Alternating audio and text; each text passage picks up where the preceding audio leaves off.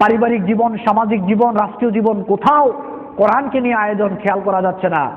একজন খ্রিস্টান পাদ্রী বলেছিলেন, তোমরা যদি মুসলিমদেরকে ধ্বংস করতে চাও তাহলে তাদের কোরআনকে ধ্বংস করে দাও, যদি তাদের কোরআনকে ধ্বংস করতে না পারো তাহলে তাদের কাছ থেকে কোরআনের ভালোবাসাটা কেড়ে নাও।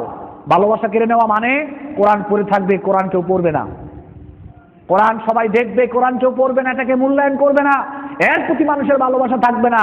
তাদের কাছ থেকে কোরআনের ভালোবাসা কেড়ে নাও। আমাদের কাছ থেকে কোরআনের ভালোবাসা কেড়ে নেওয়া হয়েছে কিভাবে? ইহুদির বাচ্চারা চিন্তা করলো মুসলিমদেরকে ডাইরেক্ট ধ্বংস করা সম্ভব নয়, আবার তাদের কোরআনও ধ্বংস করা সম্ভব নয়, তাহলে কোরআনের ভালোবাসা কেড়ে নেওয়া যায় কিভাবে? এই চিন্তা ভাবনা করে তারা দেখলো মুসলিম সন্তান কোরআন শিখে কোথায়। গবেষণা করে দেখলো যে মুসলমান সন্তান তারা জন্মের পরেই 6-7 বছর বয়সেই মক্তবের মাধ্যমে তারা কোরআনের সাথে তাদের একটা ভালোবাসা গড়ে ওঠে।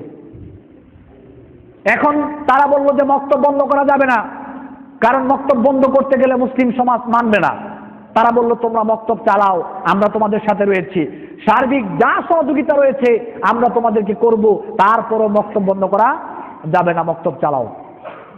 এদিক দিয়ে একদিকে তারা বললো আমরা মক্তবের পক্ষে, আরেকদিকে তারা চালু করলো সকালবেলায় কিন্ডারগার্টেন, সকাল 7টায় দিল আপনার বাংলা মিডিয়ামের স্কুলের সময়, সকাল 7টায় দিল ইংলিশ মিডিয়ামের সময়, সকাল 7টায় দিল কিন্ডারগার্টেনের সময়।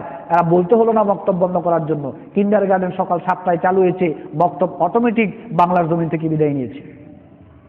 এখন ছেলেরা আর কোরআন পড়ে না, কারণ সে তো বাংলা পড়েই তো সময় পায় না, ইংলিশ পড়ে সময় পায় না, গণিত পড়ে সময় পায় না, কম্পিউটার পড়ে সময় পায় না, বিজ্ঞান পড়ে সময় পায় না। আপনার সন্তান সকাল 7টায় কোরআন পড়ার সময়টা কোথায়?